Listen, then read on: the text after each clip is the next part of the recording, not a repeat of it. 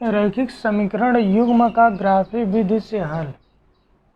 यह हम लोग पढ़ने जा रहे हैं 2 चर वाले रैखिक समीकरण युग्म लेसन 3। इसमें क्या है कि रैखिक समीकरण युग्म का ग्राफी विधि से हल किस तरह होता है। तो यहाँ 2 समीकरण रहेगा, a1x plus b1y plus c1 बराबर 0 समीकरण 1। दूसरा समीकरण की बात करूं तो दूसरा जो समीकरण आपका होगा वह a2x plus b2y plus c2 बराबर 0। यह 2 समीकरण रहेंगे। इन 2 समीकरण से हम ग्राफीय या आलेख खींच सकते हैं, समीकरण 1 और समीकरण 2। इन दोनों समीकरण से हम क्या कर सकते हैं, आलेख खींच सकते हैं। तो इन दोनों यह रैखिक है या रेखा भी कह सकते हैं। इन दोनों रेखाओं से आलेख खींच सकते हैं, आलेख या ग्राफ में व्यक्त कर सकते हैं। इन दोनों रेखाओं को किसमें, ग्राफ में, ग्राफ को ही आलेख कहते हैं। आलेख खींचना या ग्राफ बनाना, आलेख में ग्राफ में व्यक्त कर सकते हैं,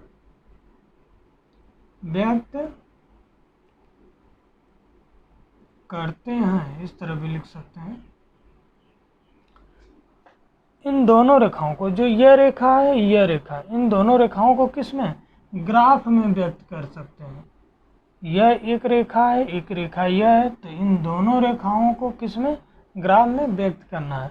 अब व्यक्त करके क्या करना है, ग्राफी विधि से हल ज्ञात करना है। तो देखिए अगला पॉइंट इसी में अगर बात किया जाए तो यहाँ से हम कह सकते हैं कि ये रेखाएं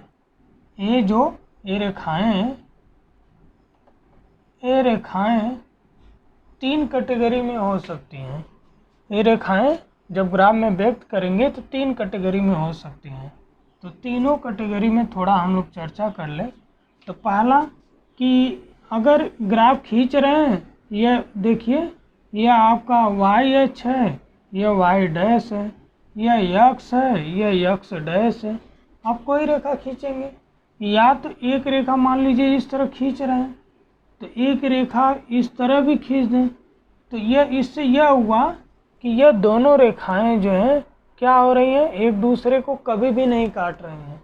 या तो हम इसी रेखा को, इसी लाइन को, यह चतुर्थांश है, यह आपका y है, यह y डैश है, x है, x डैश है। एक तो यह हो सकता है कि एक रेखा यह खींचे, एक रेखा इसी को यह काट कर गई। तो देखिए यह एक रेखा खींचा गया है, एक रेखा यह है, एक रेखा यह है। ये दोनों रेखाएं यहाँ इंटरसेक्ट करके जा रही हैं, एक दूसरे को काट कर जा रही हैं। या तो वह कभी न कटे, या तो एक दूसरे को यह काट कर जाए।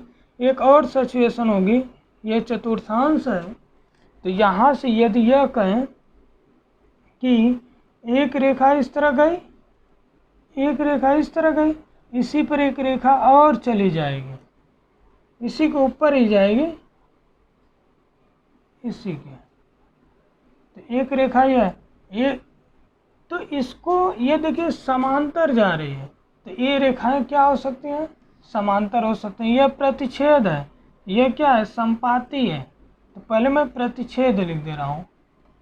क्या, ये 3 सिचुएशन हो सकती है। पहला जो है प्रतिच्छेद हो सकती है। प्रतिच्छेद का ग्राफ यहाँ बनाया हूँ कि एक दूसरे को क्या करते हैं, काट कर जाती हैं। प्रतिच्छेद में कंडीशन क्या होता है कि रेखाएं प्रतिच्छेद किस तरह होकर जाती हैं, यहाँ दिखाया हूँ। दूसरा सिचुएशन हो सकती हैं कि समांतर हो सकते हैं। क्या हो सकते हैं, समांतर हो सकते हैं। और तीसरा जो स्थिति है, यदि समांतर का प्रतीक है, यह समांतर है, यह जो है प्रतिच्छेद है, जहाँ दो रेखाएं एक दूसरे को काटती हैं उस बिंदु को प्रतिच्छेद बिंदु कहते हैं और उन रेखाओं को प्रतिच्छेद रेखाएं कहते हैं। तो दोनों रेखा काटे, यह संपाती का है। तो इस तरह से एक समांतर रेखा है, इस तरह है, दूसरा प्रतिच्छेद है, तीसरा संपाती है। तो तीसरा क्या है? संपाती है। तो ये रेखाएं तीन तरह से विभक्त हो जाती हैं, एक प्रतिच्छेद में, एक समांतर में, एक संपाती में। तो प्रतिच्छेद रेखा जो फिगर इस तरह है, इसका चर्चा करें तो यक्स का गुणांक a1 है तो a1, यक्स का गुणांक a2 है दूसरे समीकरण में a2, not equal to y का गुणांक b1 है तो b1, यहाँ y का गुणांक b2 है तो b2। प्रतिच्छेद रेखाओं में हमेशा a1 बटे a2 not equal to b1 बटे b2 होता है। यहाँ से समांतर रेखा में अगर बात करें तो समांतर रेखा में a1 बटे a2, ये देखिए यक्स का गुणांक बराबर तो होता है b1 बटे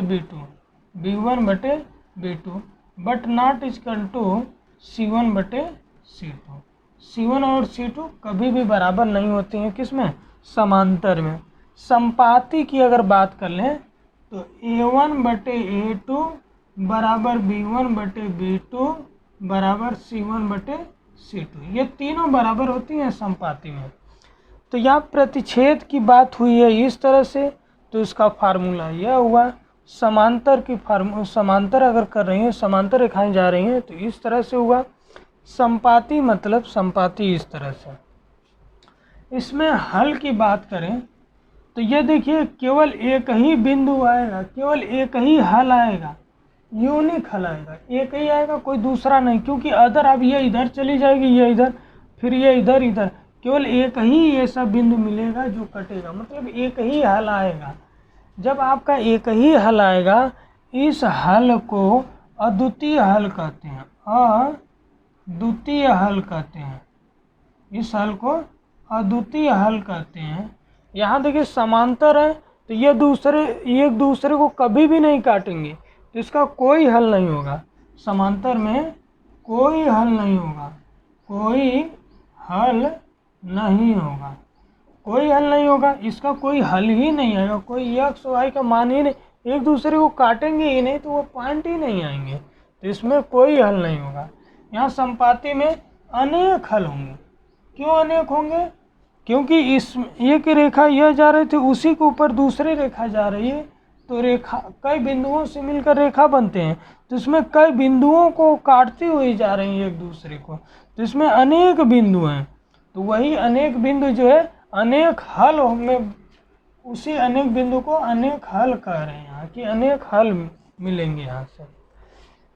और यहाँ देखिए प्रतिच्छेद, समांतर और संपाती रेखा। तो इसमें अगर बात किया जाए तो यहाँ तक लेकर आपका ग्राफी वाला हो गया था, ठीक। एक होता है संगत असंगत हल, ठीक ना, संगत असंगत हल, जिसका अगर कोई हल ना होता है, जिसका कोई हल ना हो तो कोई हल नहीं के लिए असंगत, कोई हल ही नहीं हो रहा है इसलिए असंगत हल, असंगत युग्म भी कहते हैं, असंगत युग्म भी कहते हैं, हल भी कहते हैं। तो इसमें यह असंगत युग्म होगा और प्रतिच्छेद यह संगत युग्म होगा, संगत युग्म, और यह भी आपका संगत युग्म ही होगा। और इसी को एक आश्रित युग्म भी कहते हैं, इसी को आश्रित युग्म भी कहते हैं। इस तरह से आपको दिमाग में बैठाना है, यह फिगर भी बैठा लेना है, बना लेना है, और यह दो समीकरण इस तरह लिखकर, एक समीकरण एक, यह समीकरण एक, उन दोनों समीकरण के अगर प्रतिच्छेद का नाम लेगा तो a1 बटे a2 not equal to b1 बटे b2, तो प्रतिच्छेद होगा। समांतर की बात करेगा तो समांतर रेखा के लिए a1 बटे a2 बराबर b1 बटे b2 not equal to c1 बटे c2, और संपाती रेखा की बात करेगा तो संपाती में A1/A2 बराबर B1/B2 बराबर C1/C। पेपर में अनेक हल कहेगा तब भी यही लगाएंगे, पेपर में कहेगा कोई हल नहीं तब भी यह लगाएंगे, पेपर में कहेगा अद्वितीय हल तब भी यह लगाएंगे, संगत हल कहेगा तो यह भी लगा सकते हैं, यह भी लगा सकते हैं। हाँ, केवल आश्रित युग्म कहेगा तो यही लगाएंगे, असंगत युग्म केवल कहेगा तो यह लगाएंगे। तो इस तरह से यह फार्मूला याद होना चाहिए। यह टेबल बना लीजिए। अब पहली वीडियो में यहीं तक बना रहा हूँ, दूसरी वीडियो इसके आगे बनाऊँगा।